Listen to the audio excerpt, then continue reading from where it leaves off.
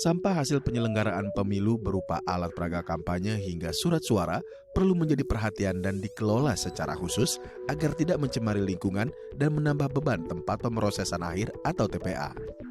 Menurut Dirjen Pengelolaan Sampah, Limbah dan B3 Kementerian Lingkungan Hidup dan Kehutanan Rosa Vivin Ratnawati, meski belum ada catatan jumlah timbunan sampah hasil penyelenggaraan pemilu, namun kegiatan pesta demokrasi di Indonesia akan menghasilkan sampah yang selama ini belum dikelola dengan baik.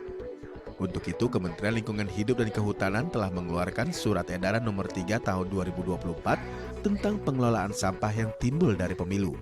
Surat edaran ini mengimbau agar setiap kepala daerah dapat mengelola sampah hasil penyelenggaraan pemilu. Karena kami sekarang betul-betul sedang memastikan bahwa sampah yang dibuang ke TPA adalah hanya sampah residu. Surat suara itu memang kami harus memastikan kembali. Tapi memang saya membayangkan bahwa seluruh masyarakat Indonesia kita melakukan pemilihan dengan surat suara. Pasti setelah tidak digunakan akan menjadi sampah.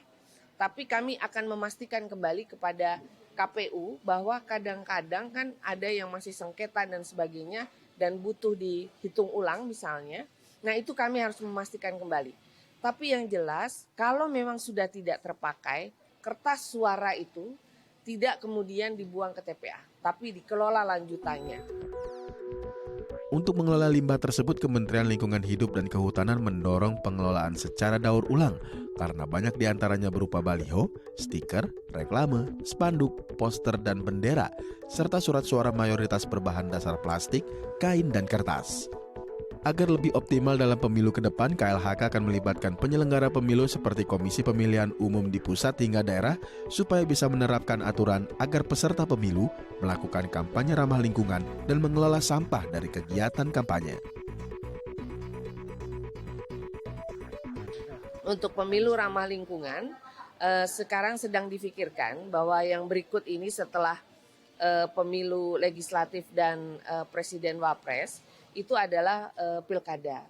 Nah pilkada itu sama sebetulnya, ada alat peraga kampanye, ada kampanye juga yang mendatangkan ribuan orang, yang juga pasti menghasilkan sampah, dan juga ada surat suara. Nah kami selanjutnya akan membicarakan kepada KPU bagaimana caranya supaya ini semua disadari oleh para calon-calon atau kandidat yang akan melakukan kampanye untuk lebih ramah lingkungan, termasuk pasca dari pilkadanya sendiri dengan surat suaranya. Itu kami sekarang sedang pikirkan dan akan berkoordinasi dengan KPU. Demikian. Upaya mengelola sampah hasil pemilu perlu dilakukan agar sampah tidak berakhir di tempat pemrosesan akhir atau TPA, karena dapat menyebabkan kelebihan kapasitas hingga memicu kebakaran. Media Tawadu, Bambang Hadi Purwanto, DAI TV.